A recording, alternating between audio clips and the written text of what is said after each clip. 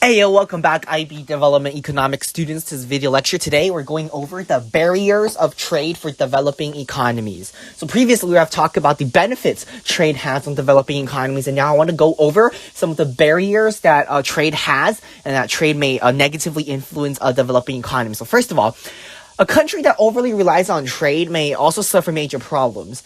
There are limitations to this form of economic development.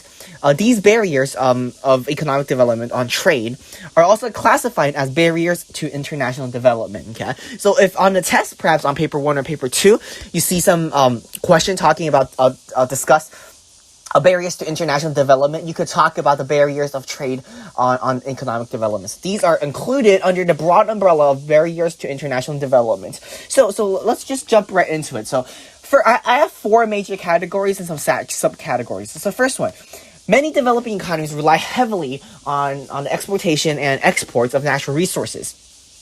Why is this such a big problem? Think of some of the biggest third world countries. Think of some of the most prominent and most common LEDCs, least economically developed countries. Think of some of the LEDCs. What are some of the things they have in common? They are usually really resource rich, and they usually exploit their resources with the hopes of economic development. But what are some problems with this? First of all, natural resources have high price fluctuations. Just think of how oil got negative this year. Just think of how the prices of gold, how prices of iron, of steel, of coal, of oil, these natural resources goes down, and their prices fluctuates a lot. So is it wise to solely put all your eggs in a basket, such as many oil exporting countries? Obviously not. So undiversification and slowing demand may also be major problems that developing economies that overly rely on trade,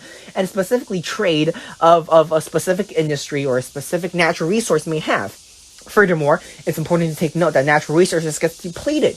Right? It's not infinite. Over a long time, oil will get depleted. Iron, steel, coal will all get depleted. So this is not a wise thing to put all your trade, all your economic development in one source.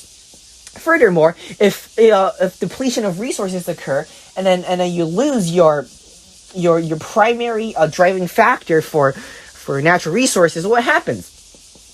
A major blow to your economy will occur, since your economy is predicated and built upon such natural resources occurring. So if it gets depleted, it will be very bad. Excuse me. Alright, another thing. Price fluctuations of exports, highly elastic products and goods, hindrance instability, and reduces incentives to invest. Think about this. Look at this image on the right. What do we have right here?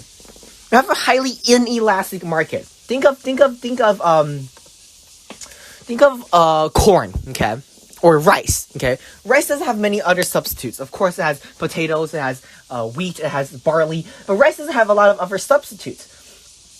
And any decrease in quantity will increase the price by a lot. Vice versa, any increase in quantity will decrease the price by a lot.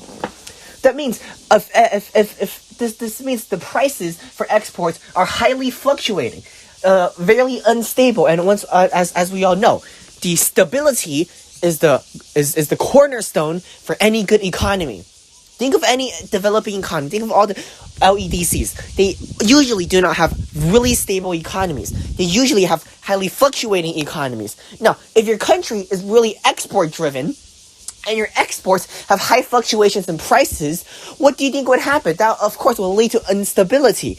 Well, instability will deter international traders from investing in your country. Will deter international traders from coming and setting shop in your country, from sending aid, from doing international trade with you.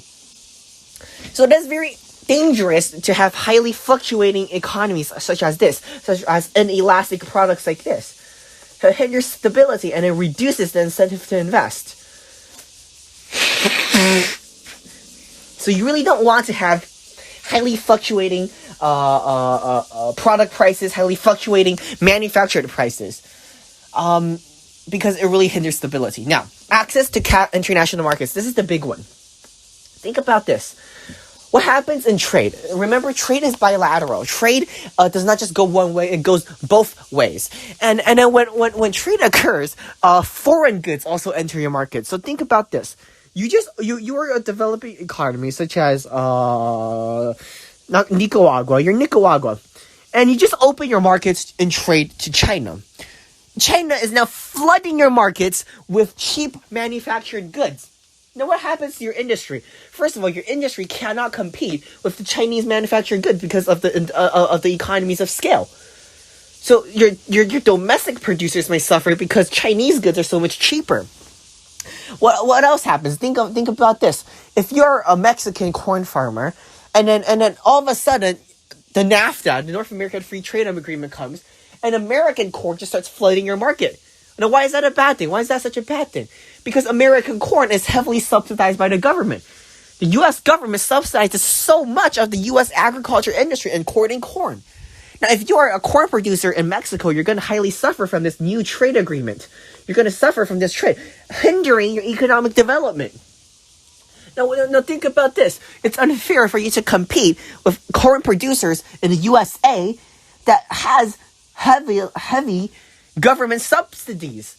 You, Mexican farmer, do not have high government subsidies in your corn production. However, the U.S. farmer does. Now, this is also trickled down into the poultry, in the meat section, and other indicators and other sectors of the economy, and not just in the corn industry. Think about this. What do chickens eat? What do cows eat? Chickens, they eat corn. They eat grains. What do pigs eat? They also eat grains, soybeans, corn. Cows, they also eat corn. So now that those farmers, those meat farmers, are also getting the trickle-down effects of a cheaper corn. So is it fair for you to compete against them now that you do not have the government subsidies because perhaps your government is not strong enough like the U.S. government to give out subsidies like that?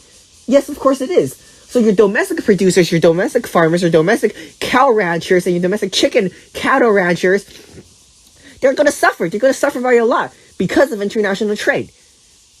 Right. So what are some solutions to this? So, of course, your government could impose quotas. It could impose protectionist measures. It could impose tariffs. However, is this good for the international relationships? Does foreign governments want you to go around slapping tariffs on your goods? Of course not. So this is also another dilemma. Okay, once again, one of the benefits of international trade is closer economic and political ties.